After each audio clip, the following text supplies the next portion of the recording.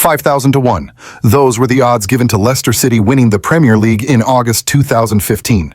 To put that in perspective, bookmakers thought it was more likely that Elvis would be found alive 2,000 to 1 or that the Loch Ness Monster would be discovered 500 to 1. The greatest underdog story in sports history wasn't supposed to happen. It couldn't happen. The mathematics of modern football, with its billion-dollar superpowers and financial disparities, had made it theoretically impossible. And yet, it did happen. But how? What if I told you that behind the fairy tale that captured the world's imagination lay a perfect storm of secret tactics, hidden psychological warfare, and statistical anomalies that nobody has fully explained until now?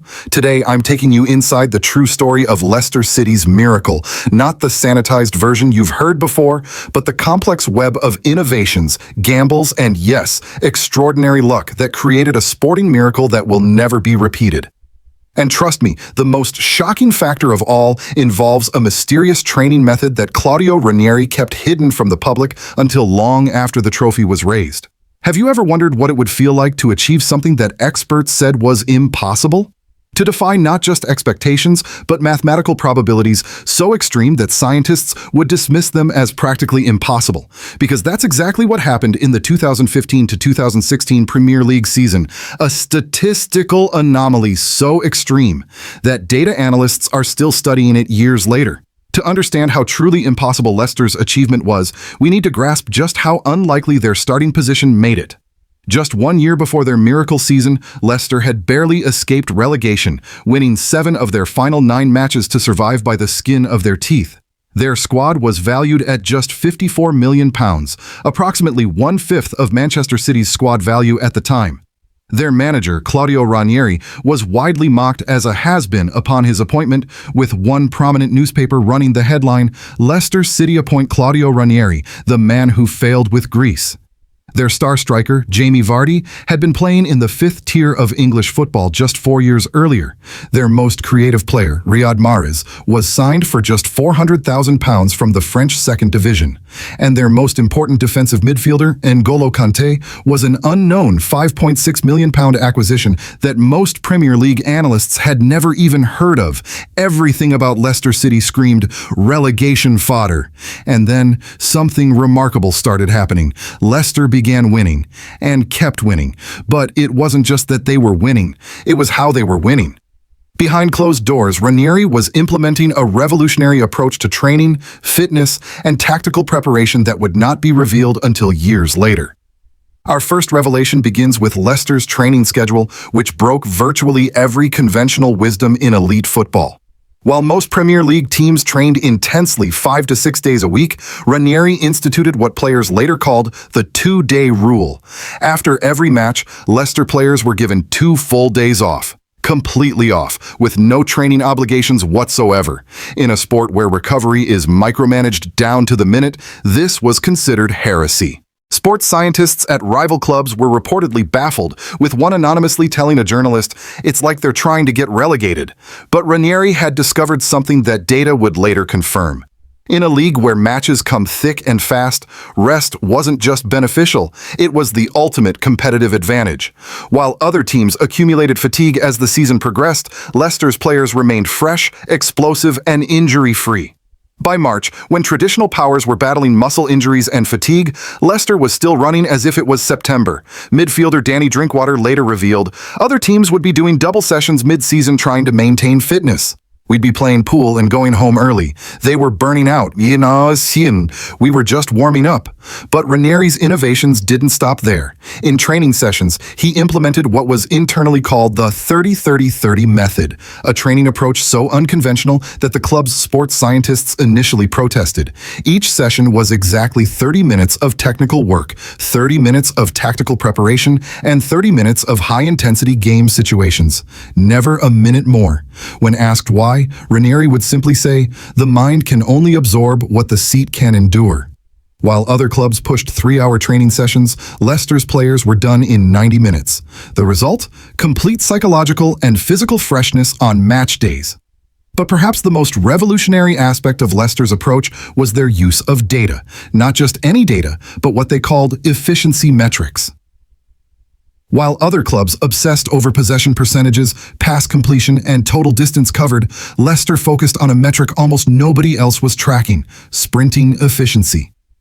Their data team discovered that the timing and strategic placement of sprints was far more important than the total number. Leicester completely abandoned the common practice of tracking total distance covered and instead focused exclusively on high-value sprinting moments. Specific situations where explosive movements would create the maximum tactical advantage. N'Golo Kanté, their midfield engine, wasn't actually covering more ground than other midfielders as commonly reported. He was simply sprinting at the exact right moments to create maximum disruption. This approach extended to their offensive strategy as well. Jamie Vardy wasn't instructed to press constantly, a physically unsustainable approach, but rather to conserve energy for precisely calculated pressing triggers. When these triggers occurred, Vardy would explode into action with a freshness that defenders couldn't match. The data team created what they called pressing coefficients, complex algorithms that determined exactly when players should press and when they should conserve energy. As one anonymous sports scientist later admitted, they weren't working harder than other teams, they were working smarter in ways we couldn't even measure yet. This revolutionary approach to energy conservation and strategic explosive movement gave Leicester a crucial edge that grew more pronounced as the season progressed. By April, when other teams were running on fumes, Leicester was still operating at peak physical capacity. But tactical innovations alone don't explain the miracle. The psychological aspects of Leicester's season were equally revolutionary. Ranieri implemented what psychologists now recognize as a masterclass in expectation management and motivational psychology. While publicly downplaying Leicester's chances with his famous dilly-ding, dilly-dong persona and talk of simply avoiding relegation, behind closed doors, Ranieri was methodically building his players' belief systems through a technique called incremental goal revelation. Instead of overwhelming his squad with the pressure of competing for a title, Ranieri would only ever discuss the next 5 games.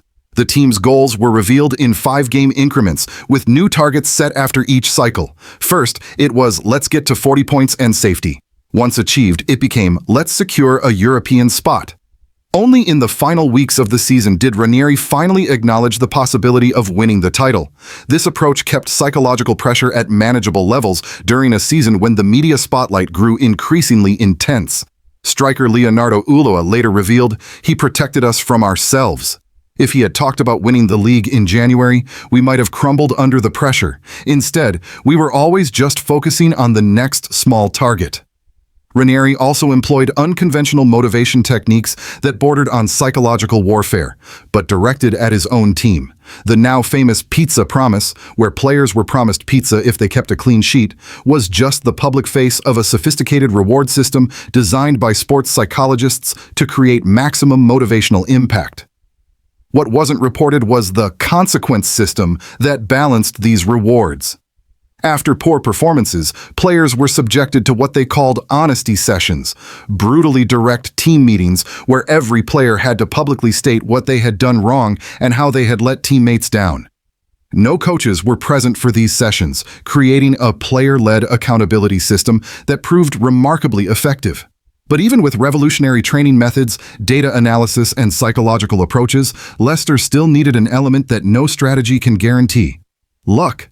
And this is where the story gets truly remarkable. Statistical analysis of Leicester's season reveals one of the most extraordinary runs of injury fortune in Premier League history. While their rivals suffered a combined 200-plus significant injuries throughout the season, Leicester's core team remained almost suspiciously healthy.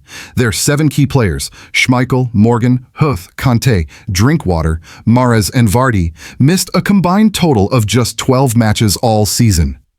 To put this in perspective, statistical models suggest the probability of maintaining such health across a core group for an entire Premier League season is less than 1 in 100. Manchester City, by contrast, lost key players like Vincent Kompany, David Silva, and Sergio Aguero for extended periods. Arsenal saw repeated injuries to Alexis Sanchez, Santi Cazorla, and Jack Wilshere. Manchester United lost Wayne Rooney, Bastian Schweinsteiger, and Luke Shaw for crucial stretches. Was Leicester just extraordinarily lucky? Perhaps, but there's evidence suggesting their injury record wasn't merely fortune but the result of their revolutionary training approach. By prioritizing rest and recovery over volume training, Leicester had fundamentally changed the physical stresses on their players. As sports medicine has subsequently discovered, fatigue is the primary precursor to most muscle injuries.